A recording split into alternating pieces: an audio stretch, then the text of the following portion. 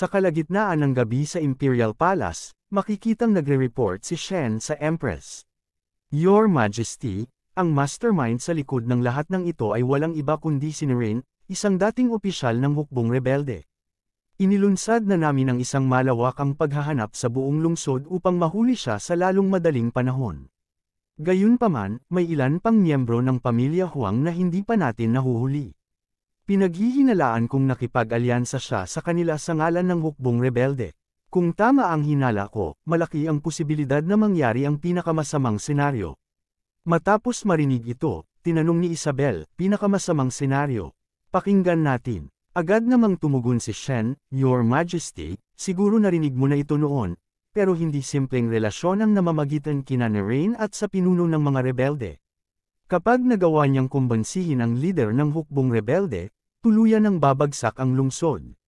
Sa narinig, napaisip si Isabel, posible nga. Kahit pa sinasabing may asawa na siya, kilala siyang babaero. Narinig ko na lahat ng chismis tungkol sa kanya. Kung kasing tapat lang siya ni Leon, hindi ko na kailangang mag-alala tungkol dito. Ngunit ang hindi niya alam, iisa lang ang pinuno ng mga rebelde at ang asawa nito. Habang nasa malalim na pag-iisip si Isabel, bigla na lang may malakas na pag-atake sa pintuan ng silid. Napalingon silang lahat sa direksyon ng ingay at nakita ang may kagagawan nito. Agad na sumigaw si Shen, may assassin. Your Majesty, mag-ingat kayo. Pero sa kabila ng babala ni Shen, na natiling nakaupo sa kanyang trono ang Empress, tinitigan lang ng matalim ang sumalakay. Samantala, habang unti-unting lumalapit, nagsalita si Naren, so ikaw pala ang bagong Empress. Totoo nga, maganda ka naman. Hindi pinansin ni Shen ang sinabi nito at galit na sumigaw, paanong naglakas loob kang pumasok sa Imperial Palace? Ngayong nandito ka na, huwag mong isipin na makakalabas ka pang buhay. Pero habang sinasabi niya ito, iniisip niya sa sarili, napakapabaya ko. Ang railroad ba ay isang diversion lang para sa break-in na to? Hindi ako dapat magpadalos-dalos, kailangan kong protektahan si Her Majesty. Sa kabilang banda, nagsalita si Isabel, ikaw si Naren, ang tinatawag na Sword Princess of the North. Ganyan ba talaga kawalang galang ang mga barbaro sa Hilaga? Sa kabila ng matatalim na salita ni Isabel, kalmado lang na sumagot si Naren, wala akong dahilan para maging magalang sa Empress ng Dagan. Narito ako ngayon para lang makita mismo kung ano ang pagkakaiba mo sa aming leader ng rebelyon. Sa nakita ko, sobrang layo. Hindi ka bagay maging Empress. Hindi naman nagpaawat si Isabel, kahit gaano pa siya kalakas gaya ng sinasabi mo, iniwan pa rin niya kayo. At mukhang hindi ka naman mas nakakaangat sa kanya ngayon. Sa narinig, bahagyang nap-icon si Naren dahil hindi niya maitanggi ang sinabi ni Isabel. Ngunit matigas niyang tugon, panandalian lang yan. Malapit ko na siyang dalhin dito, at ipapaluhod kita sa harapan niya. Agad na rumsback si Isabel, hindi mo ito ginagawa para sa posisyon mo sa hukbong rebelde, ginagawa mo ito dahil mahal mo talaga siya. Hindi inasahan ni Naren ang sinabi ni Isabel kaya, habang namumula ang mukha, dali-dali siyang nagpaliwanag, wala akong nararamdaman para sa kanya. Hinahangaan ko lang siya. Nang makita ni Isabel ang naging reaksyon ni Naren, napaisip siya, mukhang totoong hindi simpleng relasyon ang namamagitan sa kanila. Ang asawa ba ng gagong yun may lakas ng loob man lang? Kung ako yun, matagal na siyang patay. Habang nag-iisip si Isabel, bigla namang dumating ang mga reinforcement na gwardiya at isang opisyal ang agad na nag-utos. Kumalat kayo, protektahan ang Empress, huwag hayaang makatakas ang rebelde. Pagkakita sa mga paparating na sundalo, napangisi si Naren at sinabi, ang bibilas nila. Dahil nandito na sila, aalis na ako. Pagkasabi nito, bigla na lang siyang naglaho mula sa kanyang kinatatayuan. Samantala, si Shen, na nasaksihan kung gaano kadaling tumakas si Naren, ay nagngit-ngit sa galit at naisip, nakakainis. Kung hindi ko lang kailangang protektahan si Her Majesty, hinabol ko na siya at pinabagsak. Habang nagngangalit siya sa loob, tinawag siya ng Empress, Chenhai. Simula ngayon, ilalagay natin sa lockdown ang buong lungsod ng Dagan. Samantala, lilinisin ko ang lahat ng rebelde pati na rin ang buong pamilya Huang. Kasama na rito ang pinuno ng hukbong rebelde, kailangang mamatay siya. Samantala, sa kabilang panig, biglang napabahing si Leon. Napaisip siya, bakit ako bumahing ulit? Habang iniisip niya ito, dumaan sa isip niya, originally, gusto kong alamin kung nasaan nagtatago ang pamilya Huang, pero nitong mga nakaraang araw, wala akong naririnig na balita. Pero sa puntong ito, malamang nagtatago na silang lahat. Walang taong tanga para gumawa ng kahit ano sa sitwasyong to, di ba? Pero bago pa niya masagot ang sariling tanong, isang malakas na pagsabog ang yumanig sa malapit na lugar.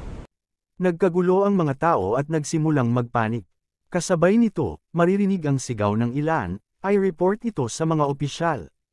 Pinapatay ng mga barbaro ang mga tao.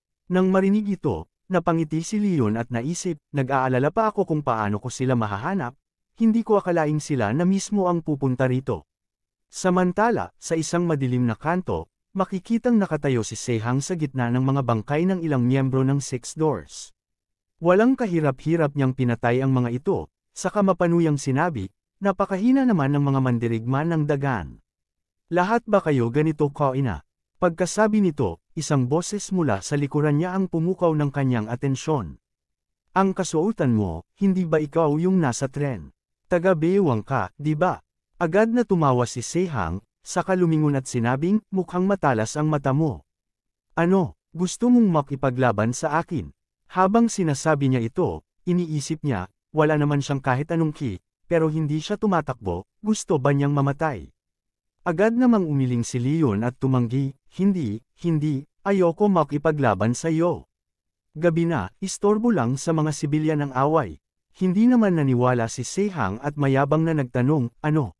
Pinipigilan mo ko, basura. Karapat-dapat ka ba? Mukhang sinasadya mong galitin ako. Ngunit bago pa niya matapos ang kanyang sasabihin, naramdaman niya ang isang mabilis na pag-atake mula kay Leon. Agad niyang hinugot ang kanyang palakol at hinarang ang suntok nito. Ngumiti si Leon at sinabing, ang bilis mo rin, Napigilan mo ang suntok ko. Maganda rin ang sandata mo. Sa halip na matakot, natawa lang si Sehang at mayabang na sinabi, hahaha. Ang palakol kung to ay gawa sa Divine Iron. Pinakamalakas na bagay sa mundo. Himalangang hindi pa nabali ang kamay mo. Pero sa loob-loob niya, iniisip niya, grabe ang lakas niya. Buti na lang at mabilis akong nakariyak, sino ba talaga ang lalaking to? Sa isang mapanuyang tono, sagot ni Leon, Divine Iron. Kaya pala parang pamilyar, nakadurog na ko ng ilan dati. Sa narinig niyang ito, agad na bumwelta si Sehang, sinungaling. Paanong mas malakas pa ang kamao mo sa Divine Iron? Ngunit bago pa niya matapos ang sinabi, biglang nagkaroon ng bitik ang ipinagmamalaki niyang sandata. Hindi siya halos makapaniwala, pero bago pa niya magawa ang kahit ano, muling inundayan ng kamao ni Leon ang kanyang palakol, at sa isang iglap, tuluyan itong nadurog. Hindi lang yun, dumiretso pa ang suntok ni Leon sa mukha niya, dahilan para lumipad siya papunta sa isang gusali. Habang pilit niyang inaayos ang sarili mula sa tindi ng natamong pinsala, gulat na gulat niyang naisip, imposible, isa siyang halimaw, pero wala siyang kahit anong ki, at lahat ng nakalaban ko noon puro basura. Saan nanggaling ng isang tulad niya? Sinadya ba niyang asarin ako para magpakampante ako? Sa sobrang galit, napasigaw siya kay Leon, sabi mo ayaw mong lumaban, mga walang hiya kayong tagadagan, mga sinungaling, mga magnanakaw. Pero sa halip na magalit, ngumiti lang si Leon at sinabing, hindi ako nakikipaglaban sa kahit sino, hindi ako nagsisinungaling. Napatigil si Sehang sa sinabi nito at nagtanong, seryoso ka ba? Sa kalmadong tono, ipinaliwanag ni Leon, ang laban, kapag nagpapalitan ng suntok ang dalawang tao. Ako lang naman ang sumasapak sa'yo, kaya paano naging laban to? Dahil sa pangmamaliit na ito, halos sumabog sa galit si Sehang at wala na siyang nagawa kundi murahin ng murahin si Leon. Habang tumatakbo palayo, habol-habol pa rin ni Leon si Sehang na hindi mapigil ang mapamura sa sarili niya. Anong klaseng halimaw to? 12 beses ko nang iniikutan ang dagan pero hindi ko pa rin siya natatakasan. Samantala, si Leon naman ay kalmado lang na nag-iisip, akala ko ididirekta ako ng tanga na to sa hideout nila, pero mukhang hindi siya kasing bobo ng inaakala ko. Wala nang oras para sayangin. Kailangan kong umuwi agad, hindi ko pwedeng paghintayin si Mrs. Pagkatapos isipin ito, biglang bumilis ang kilos ni Leon at sinugod si Sehang, nagulat nang makita ang paparating na atake. Bago pa siya makariyak, tinamaan siya ng malakas at bumulusok pababa. Sa lakas ng impact, nagkaroon ng isang malakas na pagsabog sa lupa.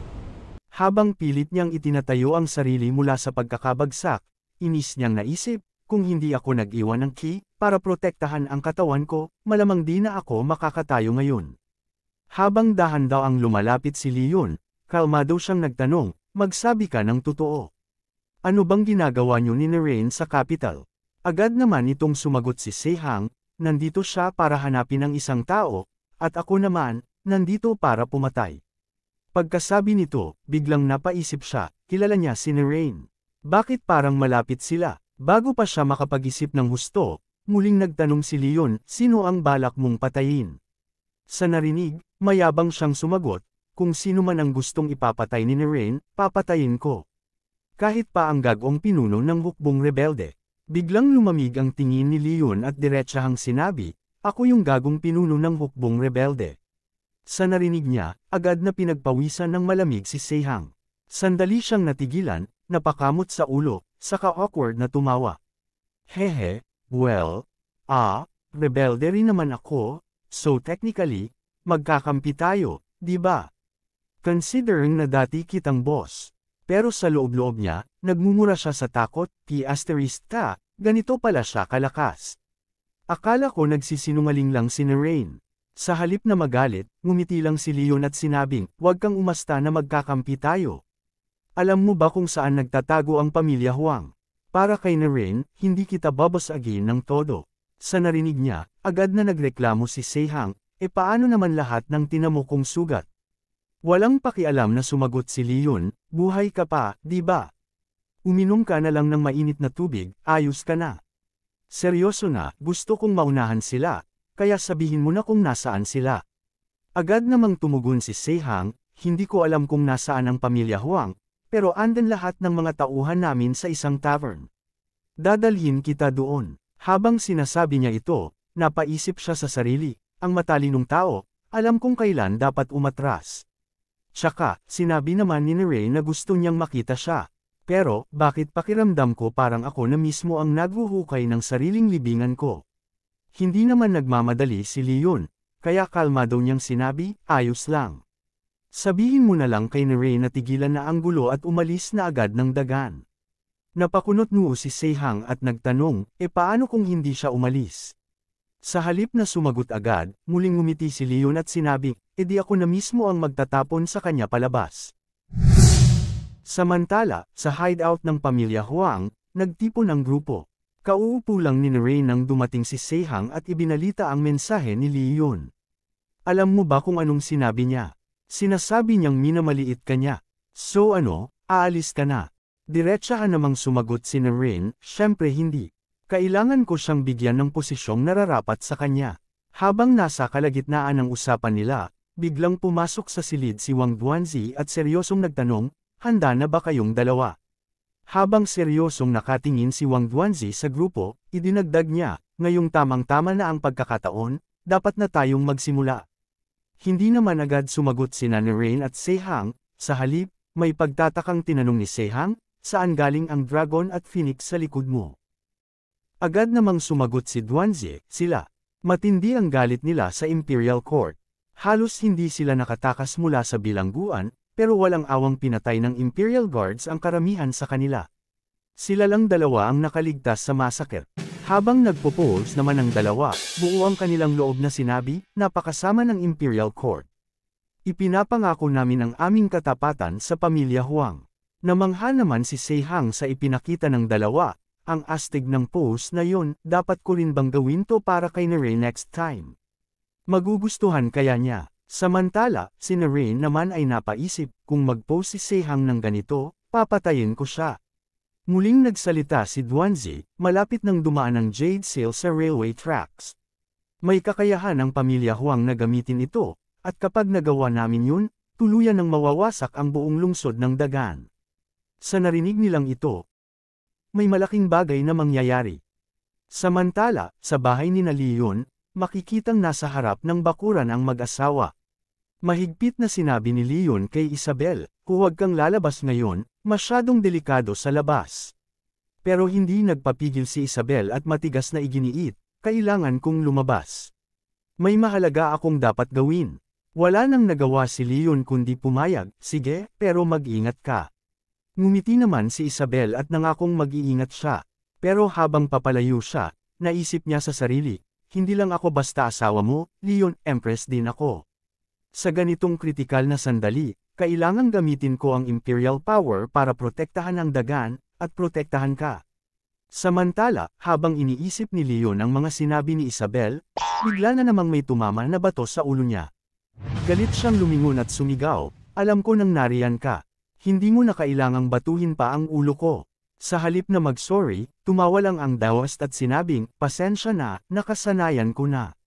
Tsaka matibay naman ang ulo mo, kaya wala rin namang epekto. Mataray na sumagot si Leon, saan niyo ba nakuha ang kakaibang habit na to? Sandali, bakit kayo biglaang pumunta rito? May nakuha ba kayong bagong impormasyon? Sumagot ang Daoist, mahabang kwento yan. Nakita namin ang panganay na anak ng pamilya Huang at nalaman naming may paraan sila para gamitin ang Jade Seal. Sumang-ayon si Zhang Ho at idinagdag, sa loob ng susunod na 2 araw, kapag malapit na ang tren sa kabisera, magsisimula na silang umatake para sirain ang dagan. Sa narinig niya, agad na tinanong ni Leon, seryoso ba ang mga buang na to? Talaga bang gusto nilang wasakin ang buong dagan? Akala ba nila na pag napatay nila si Huang Duanzi, may magbabago? Umiling si Zhang Ho at sumagot, walang silbi yun. Ang paraan para gamitin ang Jade Seal ay malamang nasa panganay na anak ng pamilya Huang. Si Huang Duanzi, kasama natin itong mga nakaraang araw, pero ni minsan hindi ko siyang nakitang may ginagawa tungkol sa Jade Seal. Boss, anong plano natin? Sa halip na sumagot, tinanong ni Leon, nasaan si Duanzi? Agad na tumugon si Zhang Ho, nasa pinakakanlurang bahagi ng lungsod, kasama si Miss Narain, pero wala na siya roon ngayon.